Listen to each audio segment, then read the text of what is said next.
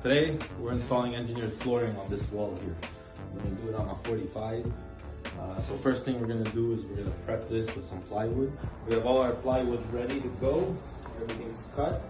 We pre-cut all of the electrical hole covers and receptacle covers. Next, we're gonna put the adhesive on the drywall and then we're gonna install the plywood.